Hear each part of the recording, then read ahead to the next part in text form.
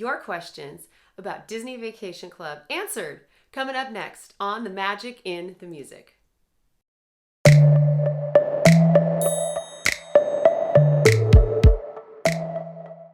Welcome back to The Magic in the Music. I'm Jen. It's so nice to see you all. I'm so happy to have my friends here and joining me for another video.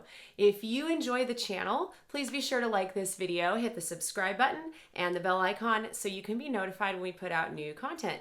Let's get right to it. What is Disney Vacation Club? Well, a lot of people ask me this question. It's not really a club at all, to be honest with you. It is a club, but let's just say it's not quite that simple. Yes, we are called members, and we actually are DVC members, Disney Vacation Club members. But there are some perks that come with that membership, but let's face facts, people. Come on. It's a timeshare. Disney Vacation Club is a timeshare. Now, I know some of you are like, I'm out of here. That's it. I don't do timeshares. Well, we were just like you. We didn't really do timeshares either. And in a lot of cases, maybe that isn't a great choice, but I think product's a little bit different. So that's why we stopped and took a look at it. And I think you might want to as well. So if you're not the kind of person that would normally get a timeshare, and they do work out great for certain people, here are some reasons that Disney Vacation Club is actually different than a typical timeshare. So let's check it out.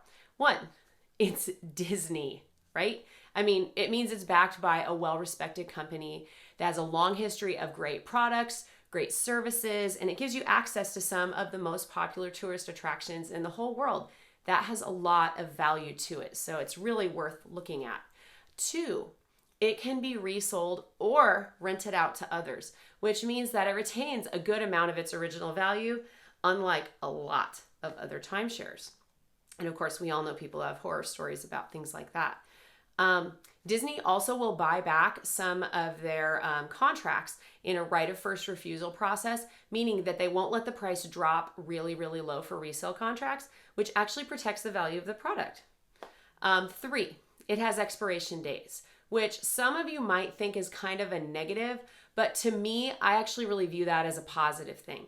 There are some people out there who literally cannot give away other timeshares that they own because they continue to owe these annual maintenance fees on them, and they just go on and on and on forever.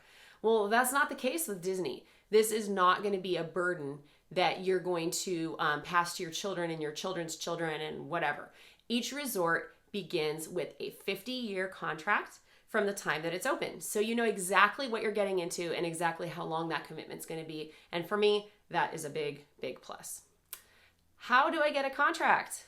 Well, you purchase a contract either directly from Disney or from a resale broker.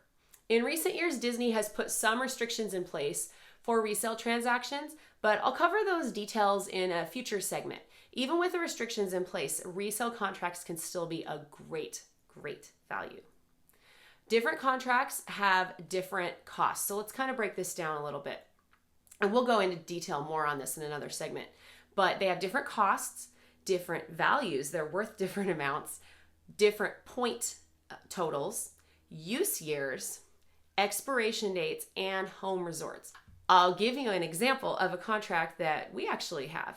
So we have an Animal Kingdom Villas contract, and it is 150 points. That means that each year we get 150 points to use on that contract. It can be combined with others, it can be used on its own, it could be banked, it could be borrowed, but that's our allocation for each year.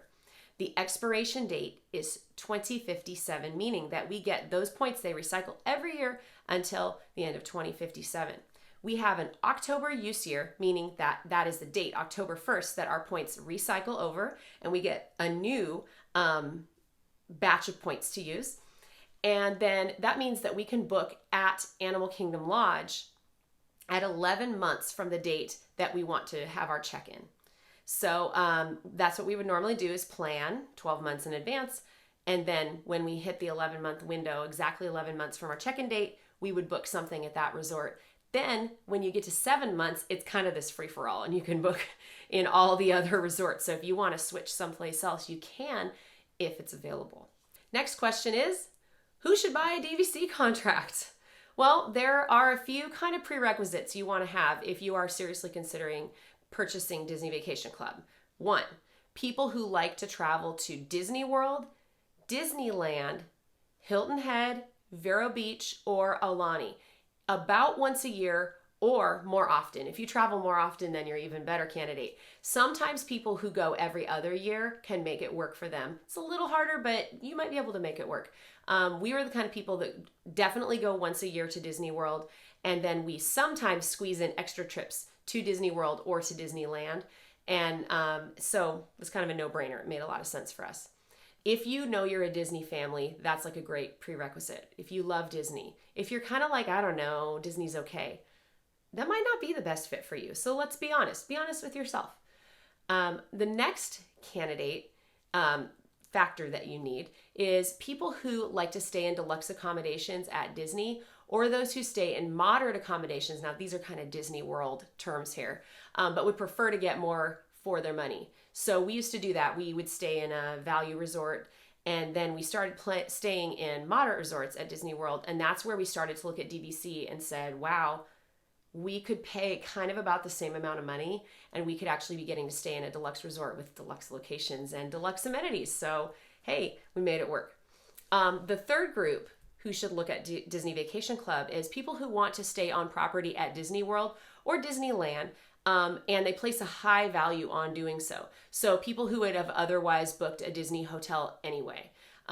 So if you're like, I don't really care where I stay, it's not a big deal, this might not be the best fit for you. But if you're like me and you're like, I have got to be on property, I want to be in the middle of the action, I want to be in the bubble, then that's who Disney Vacation Club is for.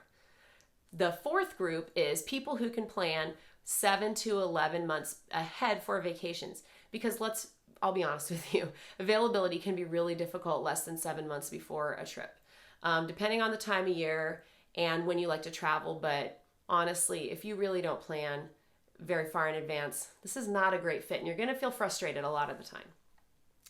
Next question.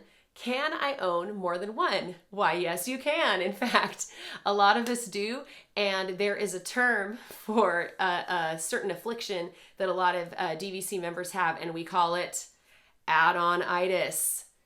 Be careful, you too could become a victim of add-on-itis. A lot of us get it. We get one contract and we love it so much. We end up buying more contracts, and that's exactly what happened to us. So watch out. It's pretty addictive and pretty fun to have, and you may want more than one. You could have more than one at the same resort, so you have more points to choose from to pool together. You may have different home resorts so that you can book at those different places at 11 months out. You have a lot of different options for how you do that. Next question, can I sell or rent out the points? Yes! This is one of the best things about Disney Vacation Club, and one of the reasons that I was comfortable with it when we made the decision to purchase. Yes, you can book reservations for others, and you can rent those out to people. There are actually companies that facilitate this whole process for you, and you can do it, or you could do it privately. If, say, you had a friend who wanted to rent it, you could definitely do that, and you could exchange money with them, and that's your business, whatever. Some companies could also facilitate like a point transfer if you wanted to get points, you wanted to sell your points, but there are like some pretty severe limitations on that because you can only do one transfer a year. So that's kind of a specific case kind of thing. So yeah, also you can sell your DVC contract. This is another huge one for me. If you decide it's not working for you, or your lifestyle's changed, or just anything about your situation has changed, you have the flexibility of listing and selling your DVC contract just like any other type of real estate. So that's a huge one, and they tend to retain a lot of their value. No, you're not going to get every single penny back on your DVC contract. Well, unless you bought a long time ago. Some of those people are really in great shape. But you can really recoup a lot of the money that you put into it, and you've gotten great value out of it in the meantime. So it's really, you can't go wrong. Can I try it without buying? Yeah, you can. You can become a renter. I have friends who do this. And rental is a great way to try out the process, see how you like it. For some people, they're just happy renting because they can kind of take advantage of home resort booking window, the 11-month window at all these different resorts. The disadvantage is you are going to pay more than if you owned it yourself, but still less than you would have paid to book that room through Disney directly. So it's a great option. And there are companies that facilitate that, and I can put some links down in the comments below for that. Okay, this is an important one. Are the DVC accommodations really like the deluxe resorts? Yes, and sometimes no. There are some differences that you do need to be aware of. In the case of the resorts on property at Disney World and Disneyland, you can get a studio, a 1-bedroom, a 2-bedroom, a 3-bedroom, and you can get any of these within a larger resort that has both DVC components and hotel rooms. Or you can get these accommodations in an entire resort that is just completely DVC.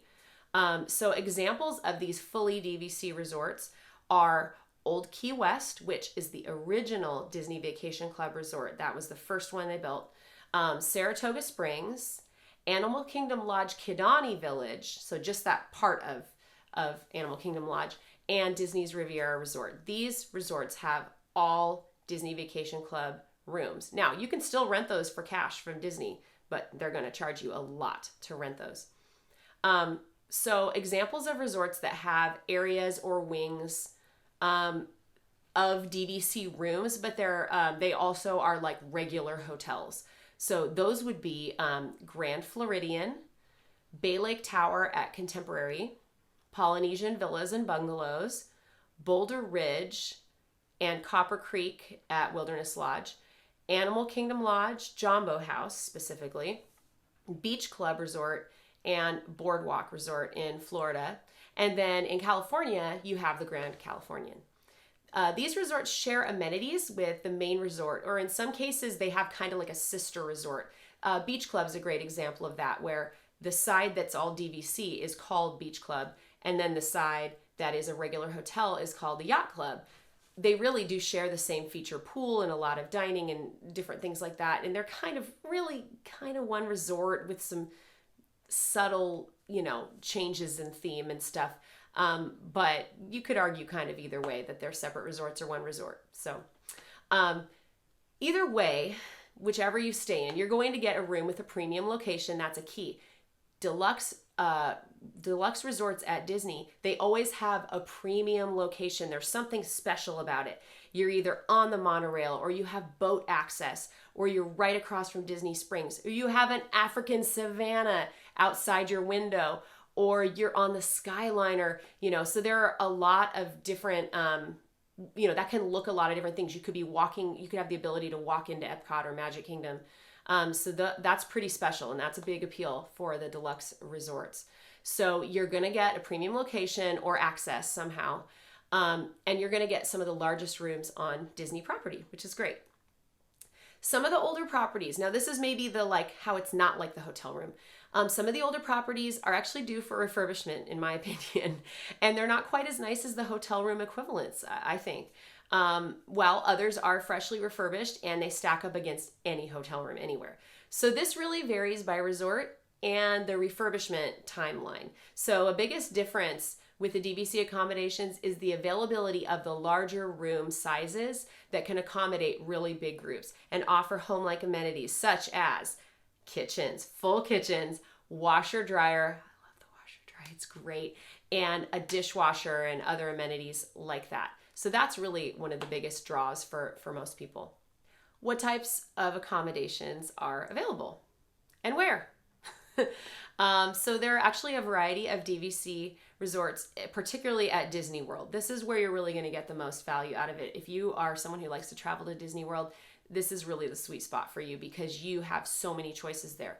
You have Animal Kingdom Villas Jumbo House, Animal Kingdom Villas Kidani Village, Bay Lake Tower at Disney's Contemporary Resort, Beach Club Villas, Boardwalk Villas, the villas at Grand Floridian, Old Key West, Riviera Resort, Saratoga Springs, Boulder Ridge Villas at Wilderness Lodge, and Copper Creek Villas and Cabins at Wilderness Lodge.